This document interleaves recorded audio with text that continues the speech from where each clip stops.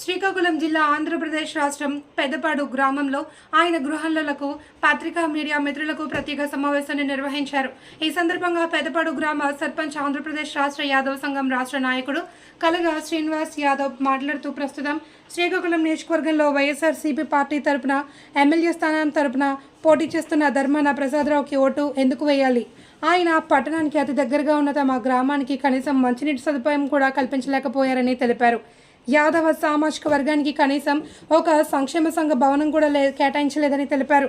గత 5 సంవత్సరాలుగా మంత్రిగా పనిచేస్తున్న ధర్మాన ప్రసాదరావు వెంట తిరిగామని, ఆయన వాళ్ళ సామాజిక వర్గానికి కంపోస్ట్ కాలనీలో 3 ఎకరాలు కేటాయించారని తెలిపారు.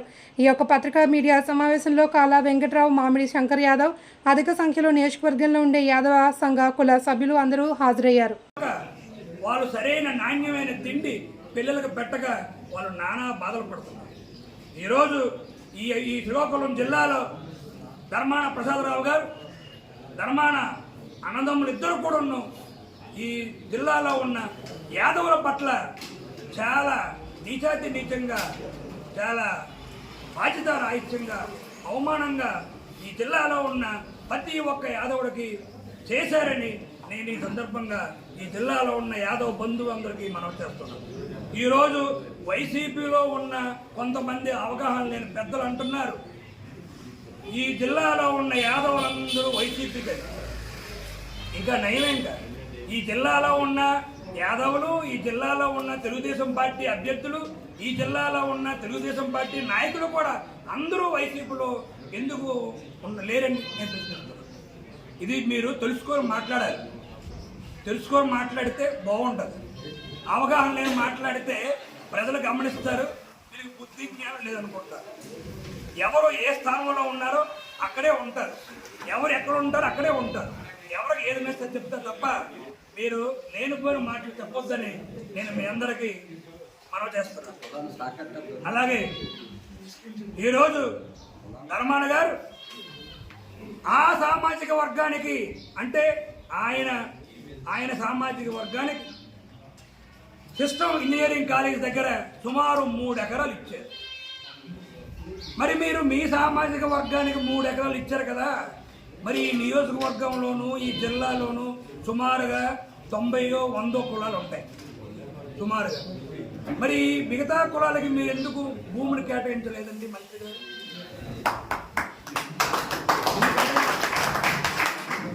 సరే, మిగతా కులాల వారు మీకు అడిగారో లేదో మాకు తెలియదు.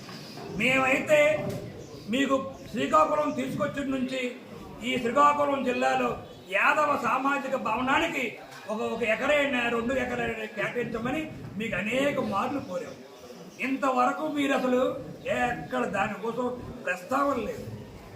ఏదో ప్రభుత్వం ఏదో అక్కడ మన కంపోస్ట్ కాలనీలో ఒక 5-6 బిల్డింగ్ కడితే ఏదో ఒక దీనికోసం అందులో మీరు ఇది ఈ కులానికి ఇది ఈ కులం కింద కేటాయించారు.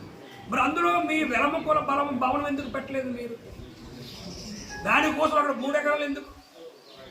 ఇది నేను ఒక కులం కోసం మాట్లాడట్లేదు. మీ పరిపాలన అందరికీ సవ్యంగా ఉండాలి, అందరి పట్ల సమభావంతో ఉండాలి, అందరికీ మీరు సమానంగా చూడాలి. ఎందుకు మీ తొందరపడి ఇప్పుడు అక్కడ 3 ఎకరాలు ఇచ్చారు మీ సామాజిక వర్గానికి? ఎక్కడో ఒక దగ్గరే ఒక 50 ఎకరాలు ఎక్కడో మీరు తీసుకొని అన్ని కులాలకి 1-2 ఎకరాలు ఇవ్వచ్చు కదండి మంత్రి గారు. మరి నేను అడుగుతున్న మంత్రి గారికి ఈరోజు ఈ శ్రీకాకుళం నియోజకవర్గంలో మీరు ఇచ్చిన అనేక పదవులు, రాజకీయ పదవులు అన్నీ కూడా మీ సామాజిక వర్గానికే ఉన్నాయి తప్ప యాదవులకు ఏమైనా ఇచ్చారా మంత్రి గారు? బ్రాహ్మణులకు ఏమైనా ఇచ్చారా మంత్రి గారు? ఎస్సీలకు ఏమైనా ఇచ్చారా మంత్రి గారు? వైశాఖకి ఏమైనా ఇచ్చారా మంత్రి గారు? ఇంకా చాలా కులాలు ఉన్నాయి. కాళింగులకు ఏమైనా ఇచ్చారా మంత్రి గారు? కాపులకు ఏమైనా ఇచ్చారా మంత్రి గారు? విశ్వమేనకి ఏమైనా ఇచ్చారా మంత్రి గారు? అనేక కులాలు, సుమారుగా 90 కులాలు ఉన్నాయి. ఈ 90 కులాల్లో మీకు ఏ కులము కనిపించదు. ఈ శ్రీకాకుళం నియోజకవర్గంలో మీరు ఏదైనా ఒక రాజకీయ పదవి ఇవ్వాలంటే అది మీ సామాజిక వర్గంలో ఉన్న మీ భజన బృందంలో ఉన్న సభ్యులకు తప్ప మీరు ఇక వేరే వ్యక్తికి ఇవ్వరనేది ప్రజలు గమనించారు. ఈ ఎన్నికల్లో ధర్మాన గారికి తగిన బుద్ధి చెప్తారు. మీరు చూడండి ధర్మాన గారు, నేను చెప్తున్నాను, మీరు ఏనాడు కూడా మిమ్మల్ని ప్రేమించి మిమ్మల్ని అభిమానించే కార్యకర్తలు అందరూ ఈరోజు మీరు దూరం అయిపోయింది.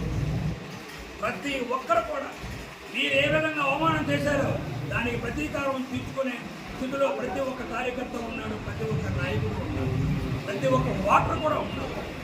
మీరు ఈ శ్రీకాకుళం పట్టణంలో వైశ్య కులంలో ఒక ముగ్గురునో నలుగురినో ఆదరిస్తారు.